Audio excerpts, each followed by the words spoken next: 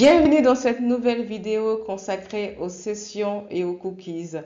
Donc maintenant, nous allons voir ce que sont les sessions. Les sessions, c'est tout simplement une manière de stocker des informations lorsque l'utilisateur consulte un site web.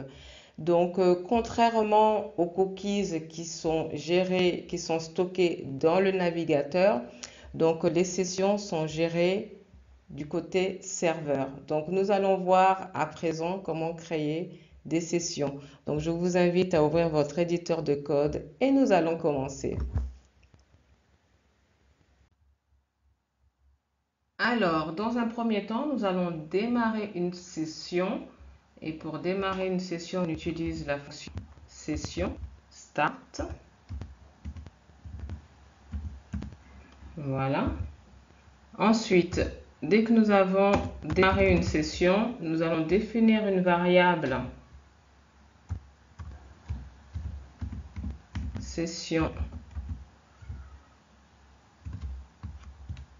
que nous allons appeler utilisateur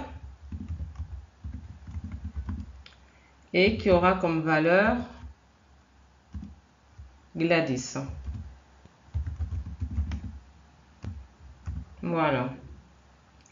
Maintenant, si nous voulons accéder à la variable session, on fera un écho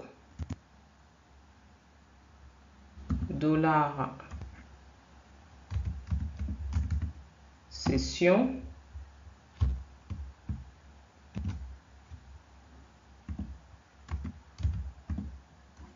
utilisateur.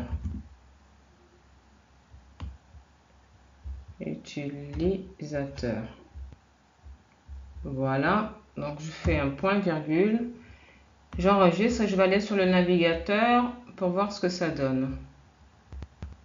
J'actualise. Voilà, donc comme vous pouvez le voir, ça m'a affiché Gladys, donc la valeur de la variable. Maintenant, je peux aussi mettre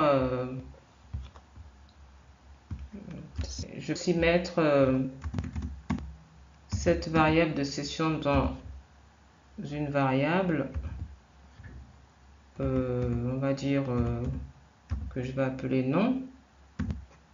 Voilà. Et je vais faire un écho.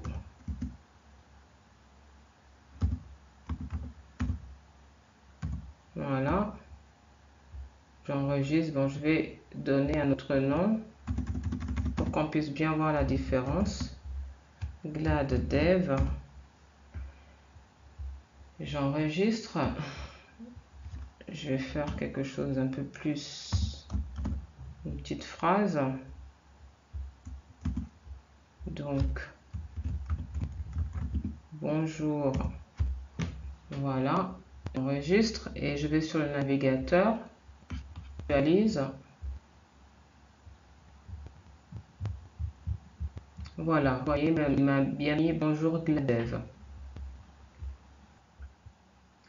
Maintenant, si je veux supprimer la variable, donc là, je reviens, j'enlève 100 et je mets unset. Donc, c'est avec cette fonction permettra de supprimer la variable. Donc, unset non.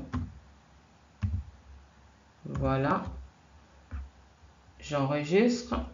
Je vais actualiser sur le navigateur. Là, ça disparaît. Maintenant, je vais faire écho non.